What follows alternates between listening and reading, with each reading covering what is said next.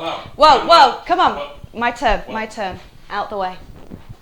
Welcome to Death Metal Chef. This is Cutthroat Confections.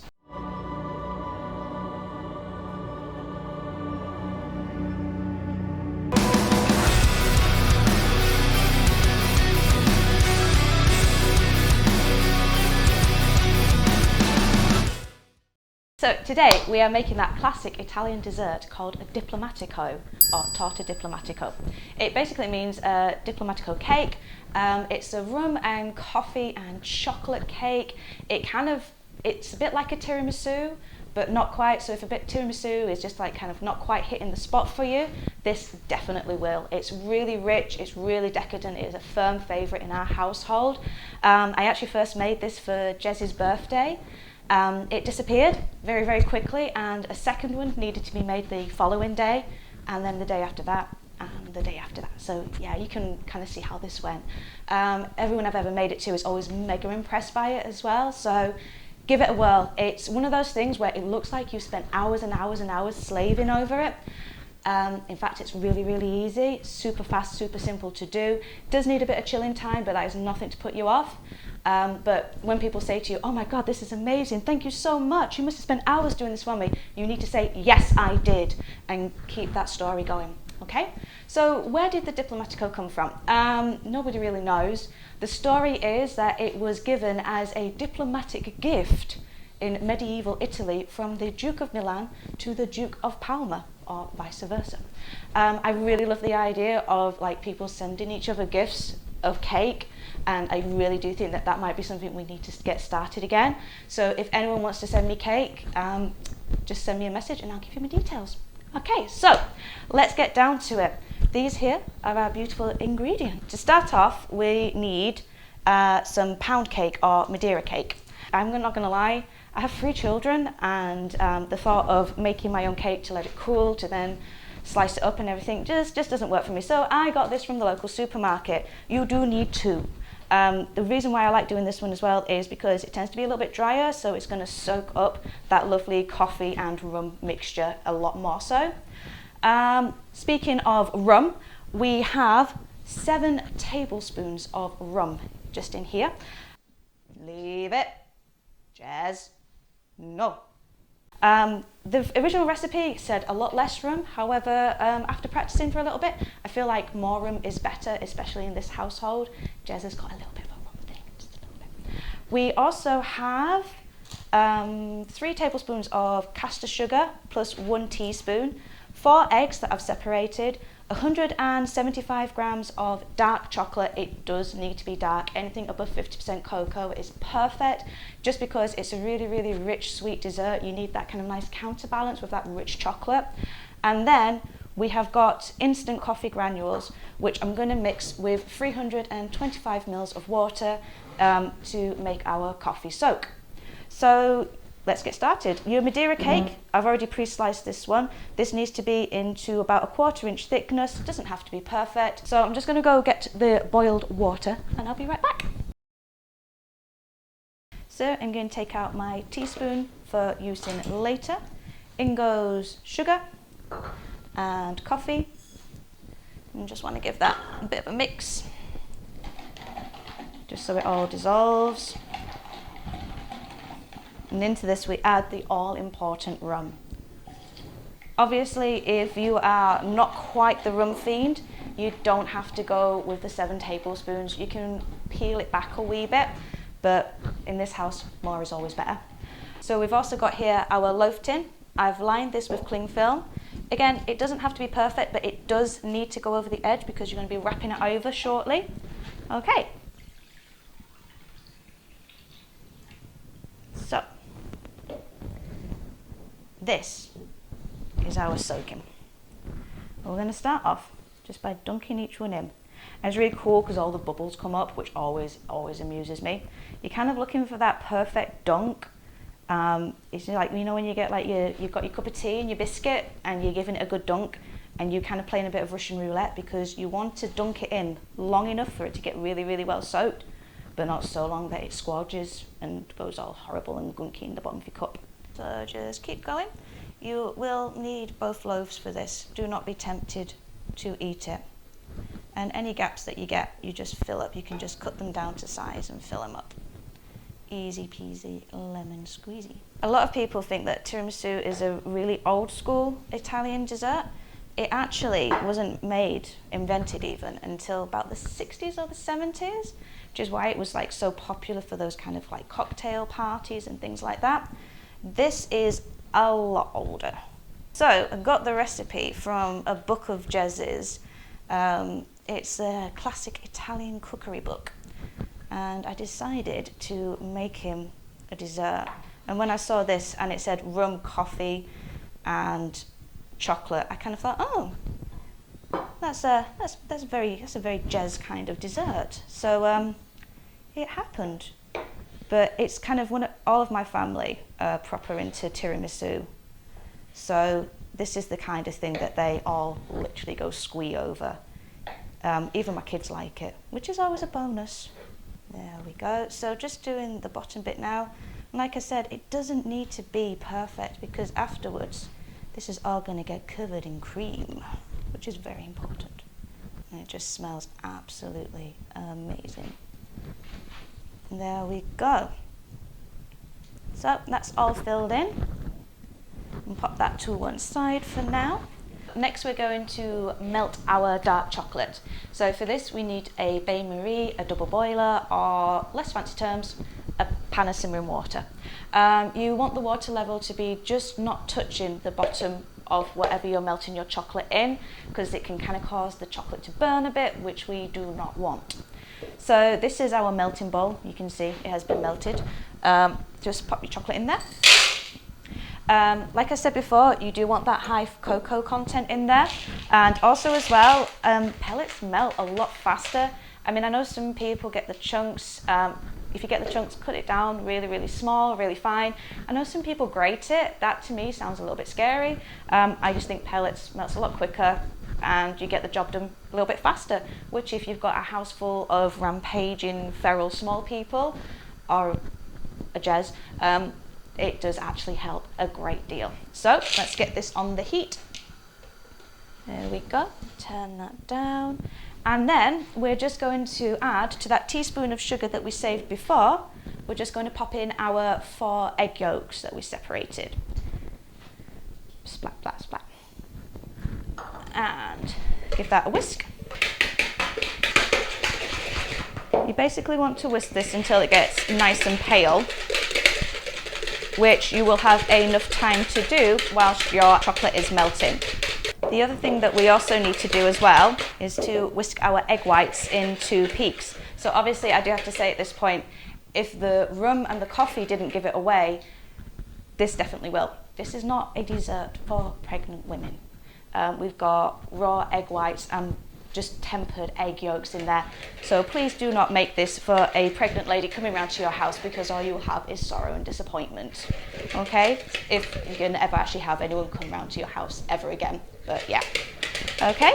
So I'm going to get these into our wonderful magic mixer and get that on quite high. And you are just literally looking for a really nice stiff peak. Et voila! The peaky eggs. Very, very well beaten egg whites. Ooh! He got away! Yo, don't focus on that bit, alright? So, chocolate's all melted, so just take that off. And see the use of the towel to avoid the hand burning from the steam, because it really hurts. So we have got our egg yolks all whisked and they are now nice and light and foamy.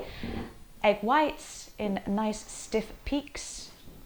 And we have just melted our chocolate and let it cool very slightly, because otherwise it's not going to work very well. So we want to add chocolate to egg. So get a spoonful and just start whisking it together. To be honest with you, I'd always say better to go slowly and carefully at this point, because you want to make sure it works nicely. So there we go. So once you've got quite a bit of the chocolate in there, you know that the eggs are okay and they're not going to just suddenly start exploding or scrambling or anything like that. We can get it in there a bit more quicker. That's what we're looking for. go. We'll get the rest of that chocolate in. Oh, chocolatey goodness. There we are.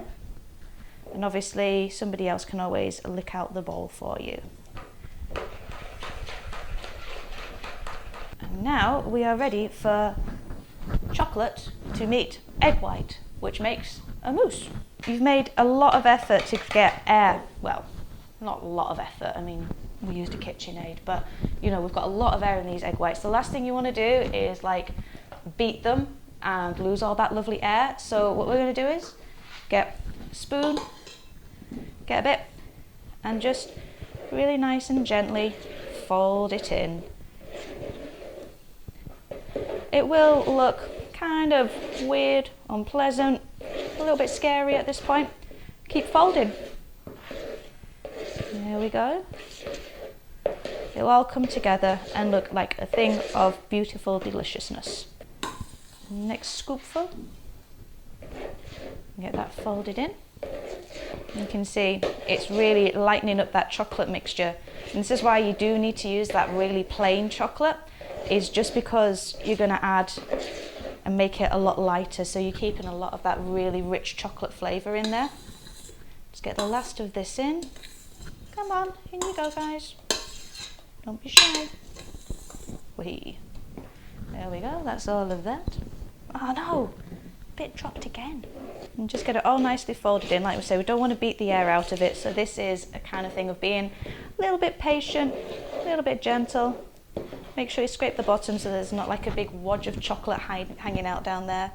And then we are ready to pop it into our love tin. There we go. So let's pour this in. There we go.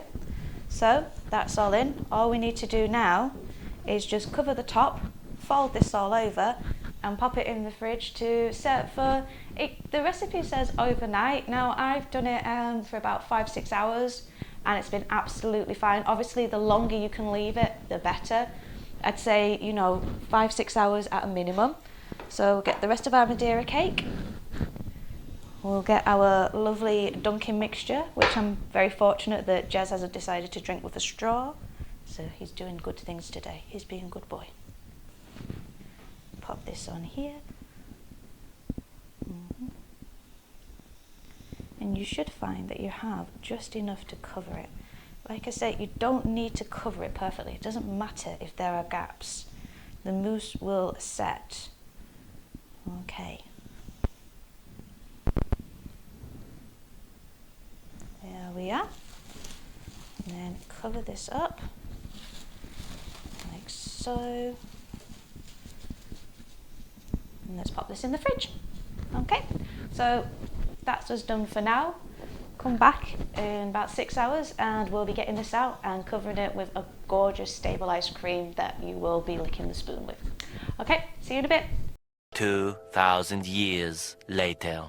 Welcome back guys. So part 2 of the Diplomatico experience. We are going to quickly whip together our coating for the Diplomatico before we get it out the fridge. So we have got 325 mils of double cream or whipping cream. We have got 6 tablespoons of icing sugar.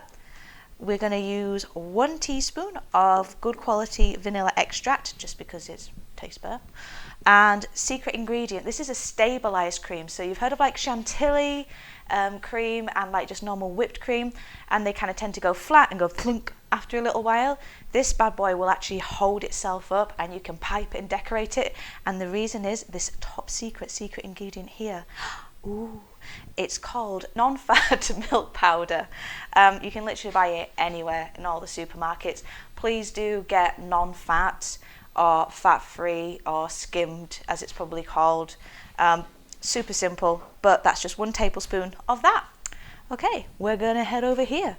You can do this by hand if you wanna. It does whip up really quickly, so if you are doing it by hand or in a mixer, just keep an eye on it. So, literally just gonna pop everything in here. There we go. Literally don't have to sift, don't have to stress. Everything just goes in all at the same time. go. Oh, it's so decadent. Okay. And we're just going to get this started off nice and slow to begin with. Okay. Now, like I said, this will whip up really, really quickly, so you do need to keep your eye on it. You're kind of looking for that soft, peaky stage. So it kind of comes together, it looks really thick and gorgeous. You can see it's getting there pretty much already. And that is pretty much done. That's all ready. We just need our Diplomatico. Dun, dun, dun. This is the nervy bit now. I'm hoping it's set. It's been chilling for about 8 hours, is it? Is it 8 hours now? Yeah, we'll call it 8 hours. So, peel back the cling film, because let's face it, nobody wants to eat cling film. There we go. You kind of, you've spent a bit of time and effort on this, so try and serve it on a somewhat pretty plate. I mean, you don't have to, it's not mandatory, but, There we go. Oh, sleepy hands. Okay. Oh, is it going to come out? Come on. Ah. Da-da. Et voila. Da-da. I say, do you closer? Come on, closer, closer, closer, closer. Too far. Stop. Boy, get back. Go on. There we go. So, Diplomatico is all set, looking rather lovely. Just going to wipe the plate because, I live with a chef, and if I don't do things like that, I get a beating. And now, we can just literally just spoon this over the top.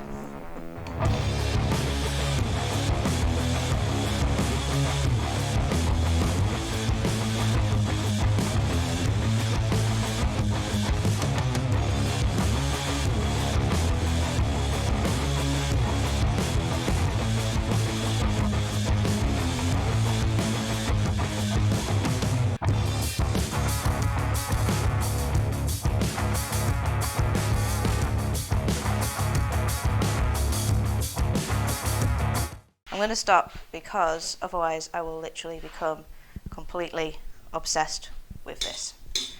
But there you go. Oh, stop it. So, you can decorate this any way you want. We are a family of ginger beer, piratey, Viking, pagan-esque louts, also with 3 kids. So the only way to decorate in this house is via the use of sprinkles. Yes, sprinkles! Sprinkles make everything better, especially when the plastic is taken off. Fresh sprinkles. So, let's get your sprinkles. You can use cocoa powder.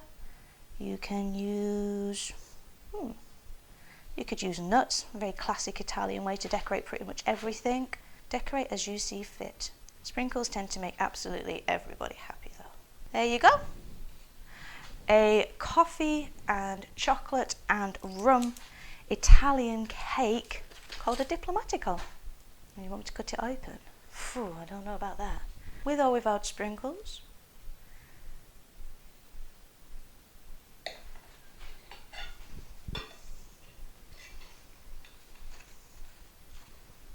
Et voila. I guess the only thing really left to do now is just to hope that there is somebody around who might possibly want to try this for me. Come on, Jez. Thank you. My name's Elle. Do the thing where you click and you like and you subscribe and you tell all your mates about it, and we'll do more videos. Okay, bye. Welcome to Death Metal Chef.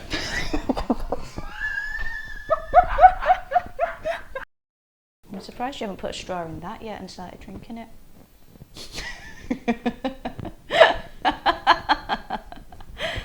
Ah, la passion.